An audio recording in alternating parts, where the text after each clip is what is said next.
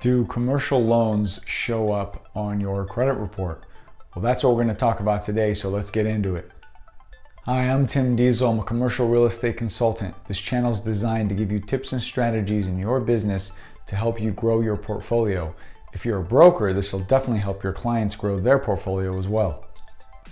All right, so I'm going to give you guys 3 good tips that you can use in your investing career, and I use them however you want to use them, but this is from my experience and my clients' experience. So the first question I get all the time is, do mortgages show up on your personal credit report? Well, if it's a commercial loan for an apartment building, a retail space, whatever, most of the time they don't show up. And I have yet to see it when it does show up on someone's credit report. And that is, I've been doing this for a long time. Maybe they've changed it as of maybe a month ago or something, but I have not seen that yet. So if you were to buy a 30-unit apartment building and you were to get a loan for it, that loan does not show up on your credit report, like a car, like a credit card, a house, anything like that. So that gives you a real big advantage. Years ago, when I was buying single-family homes, after a certain amount of homes, now it used to be 10, I don't know how many it is now. After a certain amount of homes, you're not allowed to get any more mortgages on your credit report, which really puts you in an awkward position because you can't get any more financing. Now, the beauty of commercial financing is there really is no limit. There really is nothing they're looking at, so they don't restrict you that way, because it wouldn't make very much sense for them if you're looking at a cash flowing property. So leaves you a lot more opportunity, right?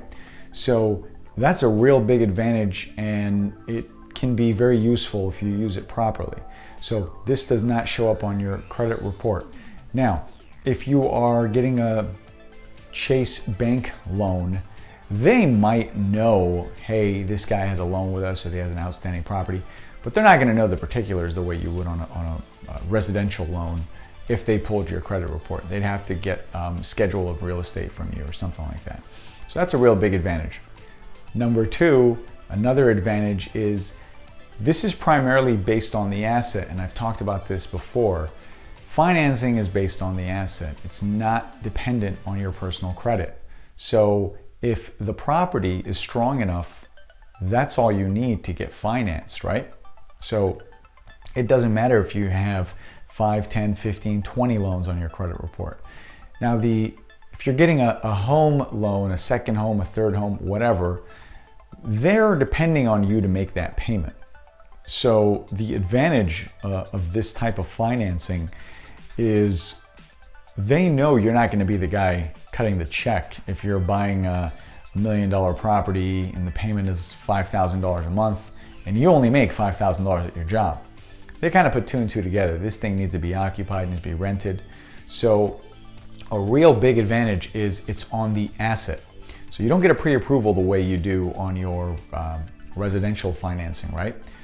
You take the property, you take the contract, then you go to the lender and you say, okay, this is what I'm looking at. Now you can ask them ahead of time, and I've mentioned this before, what are your terms? What LTVs do you provide? That kind of stuff, that's all great. But they really can't get a deal together. They cannot get you a term sheet before they actually have the entire file at their desk. Third tip I want to give you guys is there is non-recourse financing.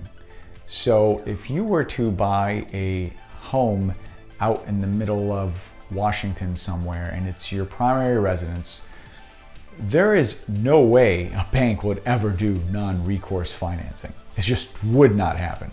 Not that I've ever heard of. You cannot get a hard money loan, a private, you cannot do anything remotely close to that.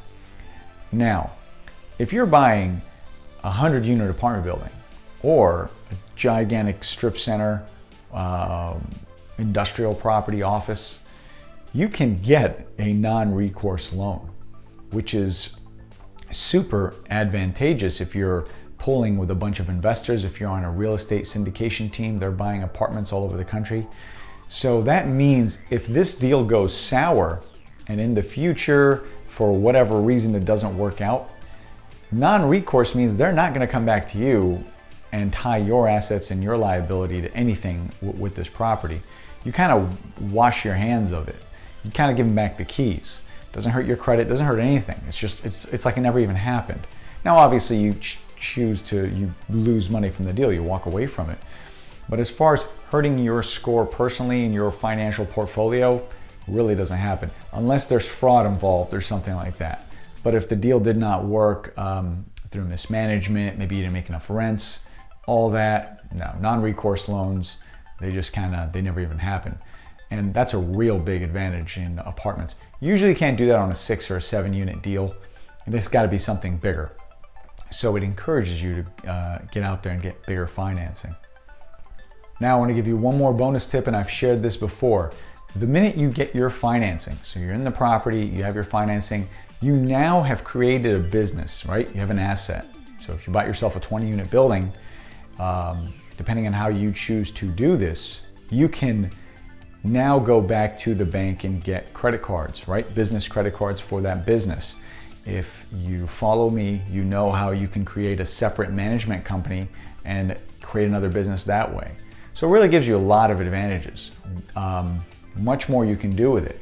But always think about how much financing you could get. Now don't be crazy with this. Don't pull all this money out and not have a plan for it. The idea is to grow your wealth, grow your portfolio, right? So the reason you're using these tactics, not showing on your credit report, so you can sign on other loans looking strong, getting that cash, putting it in your assets, growing that portfolio.